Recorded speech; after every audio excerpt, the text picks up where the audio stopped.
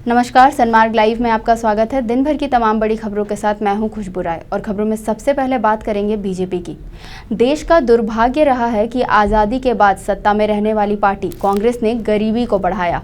आने वाले दिनों में भारत विकसित देशों की गिनती में होगा। ये सभी बातें कही केंद्रीय गृह राज्य मंत्री नित्यानंद राय ने। साथ ही सरकार की आर्थिक नीतियों के बारे में भी जानकारी दी। माननीय नरेंद्र मोदी जी के नेतृत्व में भारत की अर्थव्यवस्था को सशक्त बनाने के लिए लगातार ऐतिहासिक कदम उठाती जा रही है। अपना भारत देश की अर्थव्यवस्था $5 ट्रिलियन की हो, इसके लिए सारे प्रयास किए जा रहे हैं। उम्मीद भी है कि इस लक्ष्य को माननीय प्रधानमंत्री आदरणीय नरेंद्र मोदी जी के नेतृत्व में भारत प्राप्त करेगा। ऐसे हम जानते हैं कि अर्थ का महत्व कितना ज्यादा होता है, विकास के लिए भी तथा अन्य किसी भी कार्यों की सफलता के लिए अर्थ एक महत्वपूर्ण भूमिका निभाती है। अर्थनीति पर बहुत कुछ निर्भर करता है। यह इस देश का दुर्भाग्य रहा है कि आजादी के बाद सबसे अधिक लंबे समय तक, यूं कहें तो 55-60 वर्षों तक सत्ता में रहने वाली कांग्रेस पूंजीवाद का पर्याय बनकर रही और इसका परिणाम यह हुआ कि गरीबी मिटे, इसकी नारा देने वाले कांग्रेस की सत्ता में गरीबी बढ़ती चली गई, गरीबी मिटी नहीं। खबरों में आगे बढ़ेंगे और बात करेंगे झाविमो की।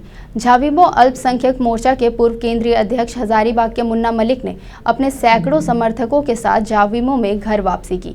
साथ ही आगामी विधानसभा चुनाव की तैयारियों में अच्छे प्रदर्शन और विश्वास के साथ जनता के वादों पर खरे उतरने की बात कही।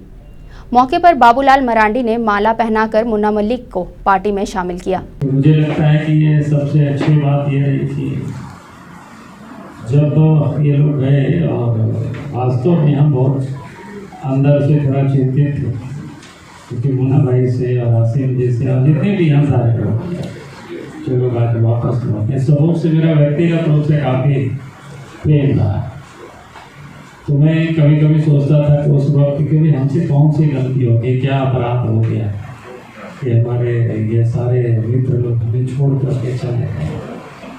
लेकिन खुशी हुई कि हमको लगता है कि एक आध सप्ताह भी संभवतः नहीं बीता होगा और फिर मुन्ना भाई का और बाकी लोगों का भी व्हाट्सएप पर मैसेज आने लगा कि हम आपसे मिलना चाहते हैं या बात करना चाहते हैं। फिर कई लोगों ने कहने लगा कि नहीं सो वापस लौटना चाहते हैं अपने वापस घर को। तो मैंने प्रसन्नता हुई।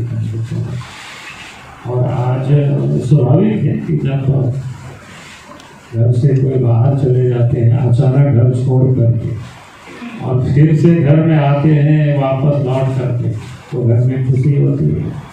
तो आज भारत में प्रसन्नता है, खुशी है कि आज हमें लगता है कि जितनी लोग उस वक्त नहीं गए थे शायद उससे कहीं अधिक ही लेकर का है। क्या मुन्ना भाई? तो ये बड़ी प्रसन्नता है। अगर इसी प्रकार से हमारे लोग जाए और कुछ को लेकर के लोग चल गया तो हमारे लिए तो खुशी की बात होगी कि और संख्या अधिक हो गई, संगठन और मजबूत होगा। तो मैं समझता हूँ कि आज इस काम को सारे लोगों ने पूरा किया और जैसे लोग हमें कहावत है ना, दूर के ढोल सुहावन लगता है। सच्चाई ये है कि छोड़ने का वजह हमने अपने भाषण में आपको बताया कि केंद्रीय अध्यक्ष बाबूलाल मरांडी से हमें कहीं कोई शिकायत नहीं, लेकिन कुछ हालात पार्टी के अंदर इस तरह के बन गए थे कि हमको ये लग रहा था कि हम जिस तरह से काम करना चाह रहे हैं शायद उस तरह से कर पाएंगे कि नहीं कर पाएंगे। और इस बीच बहुत से लोग भारतीय जनता पार्टी के संबंध में थे, कांटेक्ट कर रहे थे। मुख्यमंत्री जी से हम मिले, मुख्यमंत्री जी ने भी कुछ आश्वासन दिया था समाज के लिए, लेकिन वहाँ जब अभी हम गए थे काम शुरू भी नहीं किया था कि कहीं ना कहीं हमारे अध्यक्ष जी से फिर हमारी बातचीत हुई और हमें ये महसूस हुआ और हम ये महसूस कर भी रहे थे कि मेरा तन भले ही भारतीय जनता पार्टी में चला गया है, लेकिन मन कहीं न कहीं अभी भी झारखंड विकास मोर्चा और बाबूलाल मरांडी को छोड़ नहीं पाया। खबरों में आगे बढ़ेंगे और बात करेंगे एनोस एक्का की। पारा शिक्षक मनोज कुमार हत्या मामले में आजीवन कैद की सजा काट रहे पूर्व मंत्री एनोस एक्का रिहा होते ही रांची के कोकर स्थित बिरसा मुंडा समाधि स्थल पहुंचे, जहां उन्होंने बिरसा मुंडा की प्रतिमा पर फूल चढ़ाया। वहीं उन्होंने आगामी विधानसभा चुनाव को लेकर जानकारी देते हुए कहा कि पार्टी की बैठक में तय किया जाएगा कि झारखंड पार्टी उम्मीदवार के रूप में किसे उतारेगी।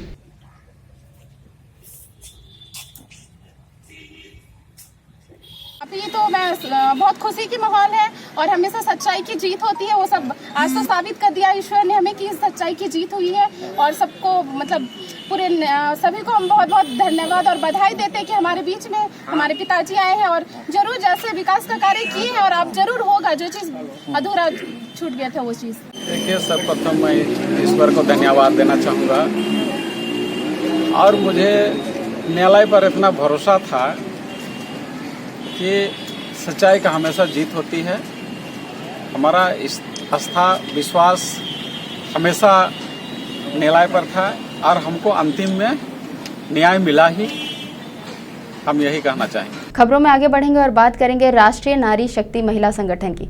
राष्ट्रीय नारी शक्ति महिला संगठन के द्वारा प्रेस कॉन्फ्रेंस का आयोजन किया गया। इस प्रेस कॉन्फ्रेंस में राष्ट्रीय नारी शक्ति महिला संगठन के सभी पदाधिकारी एवं सदस्य मौजूद रहे। बता दें कि राष्ट्रीय नारी शक्ति महिला संगठन नारी के उत्थान के लिए कार्य करती है। संगठन की राष्ट्रीय अध्यक्ष आरती बोहरा के अनुसार झारखंड में संगठन के कुल 1 लाख सदस्य जुड़ चुके हैं। आज मैंने झारखंड से लेकर हिंदुस्तान का जहाँ जहाँ मैंने यह संगठन खड़ा किया है, करीब हिंदुस्तान में 3 लाख मेल फीमेल संगठन में जुड़ चुके हैं, क्योंकि राष्ट्रीय नारी शक्ति महिला संगठन में यह एक ट्रस्ट और एसोसिएशन दोनों है, जिसमें मेल फीमेल दोनों काम कर सकते हैं। तो झारखंड के अंदर में ही हम लोग ने बहुत अच्छा काम किया। जहाँ जहाँ हमने काम किया वहाँ का हमने न्यूज में मैंने डाल दिया है, उसको मैंने बना भी दी हूँ आपको, और साथ में आप लोग एक कॉपी में दे रही हूँ। आज मैंने झारखंड में जितना भी काम किया उस सारे न्यूज़, और मैंने आज कुछ नियुक्तियाँ किया है जो झारखंड के भला हो और वहाँ गरीब जनता तक आवाज़ पहुँचे। ट्रांसफार्मर, पानी, गरीब लोग का पेंशन, कम से कम 25,000 से ऊपर महिलाओं को पारिवारिक लाभ और विधवा पेंशन, राशन कार्ड 10,000 से ऊपर लेडीज लोग को हम लोग ने दिलवाया। खबरों में आगे बढ़ेंगे और बात करेंगे डीएसपी-एमयू छात्र संघ चुनाव की। डीएसपी-एमयू छात्र संघ चुनाव का परिणाम आ चुका है। परिणाम आने के बाद एसीएस को 5 में से 4 पद मिली है, वहीं एबीवीपी को सिर्फ प्रेसिडेंट पद से ही संतुष्ट होना पड़ा। इसी कड़ी में एसीएस ने डॉक्टर श्यामा प्रसाद मुखर्जी यूनिवर्सिटी से लेकर फिराया लाल तक विजय जुलूस निकाला। जुलूस में भारी मात्रा में छात्र छात्राएं शामिल हुए।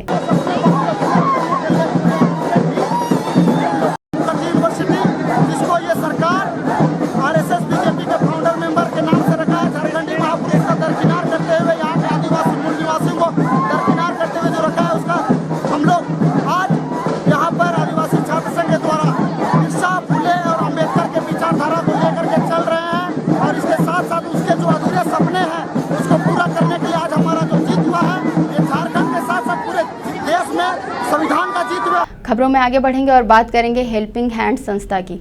बोकारो के संस्था हेल्पिंग हैंड्स की तरफ से आज रेड क्रॉस सोसाइटी भवन में रक्तदान शिविर का आयोजन किया गया। रक्तदान शिविर में बतौर मुख्य अतिथि डीपीएस बोकारो के प्राचार्य अवनिंद्र सिंह गंगवार मुख्य रूप से उपस्थित रहे। इस दौरान हेल्पिंग हैंड्स के अध्यक्ष राजेश ठाकुर ने उनको पुष्पगुच्छ देकर उनका स्वागत किया। इस मौके पर अवनिंद्र सिंह गंगवार और राजेश ठाकुर रक्तदान करने वाले सभी लोगों को प्रोत्साहित करने हेतु इसे एक महान कार्य बताया। विगत हम लोग 15 सालों से ये कार्य करते आ रहे हैं और हमें लगता है कि हेल्पिंग हैंड्स ने जब से ये शुरुआत करी, कहीं ना कहीं बोकारो में बहुत इस बारे में जागरूकता फैली और बहुत सारे संगठन, बहुत सारे बैंक्स, स्कूल्स, आप ये कहिए पुलिस लाइन, सब लोग एक्टिवेट हुए और उसका नतीजा है कि कम से कम बोकारो में ब्लड की कमी नहीं दिखाई देती। हमको लगता है कि जहाँ तक मेरा अपना सुझाव है, लोगों ने भ्रांतियाँ बिना मतलब के पाल रखी हैं। इसमें हमको अवेयरनेस की ज़रूरत है ज़्यादा, क्योंकि ये जो रक्तदान है ये जीवन दान है, महादान भी कहलाता है। और जनरली क्या होता है कि जब हमारा कोई अपना व्यक्ति इस रक्त के लिए जूझ रहा होता है, तब हमें इसकी समझ में आती है कि हमको रक्तदान की कितनी आवश्यकता है, और उसकी फिर कमी के लिए सब जद्दोजहद करते हैं कहाँ से हमको अरेंज हो जाएगा। तो आज जो हमारा समाज जो है शिक्षित समाज है, सभ्य समाज के नागरिक हैं हम लोग, तो हम सबका दायित्व तो बनता है कि हम अपने बारे में न सोच के दूसरों के बारे में सोचें और रक्तदान को, जो भी रक्तदान करते हैं उनको हम बढ़ावा दें। खबरों में आगे बढ़ेंगे और बात करेंगे सार्वजनिक क्षेत्र के बैंकों की। सार्वजनिक क्षेत्र के बैंकों द्वारा राष्ट्रव्यापी ग्राहक संपर्क पहल को लेकर बैंक 3 से 7 अक्टूबर तक मेला आयोजित करेगा। इसकी जानकारी SBI के महाप्रबंधक अजय प्रभाकर जोशी ने एक प्रेस वार्ता में दिया। इसके साथ ही मेला में बैंकों से जुड़े ग्राहक संपर्क को लेकर विभिन्न प्रकार की जानकारी दिए जाने की बात कही। इसके अलावा वहाँ पे टेक्नोलॉजी प्रोडक्ट के लिए सभी बैंकों के स्टॉल रहेंगे और उनके अपने अपने जो भी हाइलाइट्स होंगे, जो भी उनकी खूबियाँ होगी वो वहाँ पे बताई जाएगी। उसका आप अवश्य लाभ ले सकते हैं सभी ग्राहक। वहीं हजारीबाग जिले में भी हजारीबाग नगर भवन में हुए प्रेस वार्ता में बैंकों द्वारा राष्ट्रव्यापी ग्राहक संपर्क मेले की जानकारी दी गई। इस प्रेस वार्ता में हजारीबाग बैंक ऑफ इंडिया के अंचल कार्यालय महाप्रबंधक शिवा प्रकाश काली ने 3 से 7 अक्टूबर तक चलने वाली इस ग्राहक संपर्क मेले के बारे में बताया। सर एक्चुअली हम लोगों ने 1.5 महीने के पहले हम लोगों ने एक आइडिएशन स्कीम करके हम लोगों ने इवाल्व किया था। बैंक मैनेजर्स को सबको हम लोगों ने बुलाया था, सभी बैंक ने अपना अपना क्षेत्रीय स्तर पे, और उनसे हम लोग यही सोचा था हमारा बैंक प्रोडक्ट्स के जो कस्टमर्स है कितना जानते हैं, और ये प्रोडक्ट्स आज का तारीख में ठीक ठाक है, उसमें कुछ चेंजेस लेके आना है क्या, वो पर्टिकुलर एरिया में कौन सी इंडस्ट्रीज है उसके लिए कौन सी स्कीम लेकर तो अच्छा चलता है करके ये सभी हम लोगों ने किया था। खबरों में आगे बढ़ेंगे। झारखंड राज्य पंचायत सचिव संघ एवं झारखंड राज्य जनसेवक संघ ने अपनी मांगों को लेकर बोकारो उपायुक्त कार्यालय पर अनिश्चितकालीन धरना दिया है। उनकी मुख्य मांग अपने वेतनमान और पदोन्नति को लेकर है। मांग पूरा नहीं किए जाने पर पूरे राज्य में अपना आंदोलन चलाने की बात कही है। मुख्य मांगे हैं कि 2017 में जो कृषि निदेशालय द्वारा जो वरीयता सूची प्रकाशित की गई थी उसमें 2012 बैच के जल सेवकों की नाम उसमें नहीं जुड़ पाया है, सभी का नाम उसमें जुड़े। हमारा जो वेतनमान है उसमें ग्रेड पे 2400 है, उसको बढ़ाकर 4200 ग्रेड पे किया जाए। आज हमारा जो 9 सूत्री मांगे हैं उसमें मुख्य मांग है 2400 ग्रेड पे मूल ग्रेड पे देना, और 2400 कालावधि के अनुसार 2800 से 4800 का ग्रेड पे डिमांड है, जो कि उन्होंने मुफस्सिल कर्मचारियों को दिया है। उसके अनुसार से मुझे भी हम पंचायत सचिव संघ को भी मिलना जायज है। आज के लिए बस इतना ही। दिन भर की तमाम बड़ी खबरों से अपडेट रहने के लिए सनमार्ग लाइव को सब्सक्राइब करना ना भूलें। नमस्कार।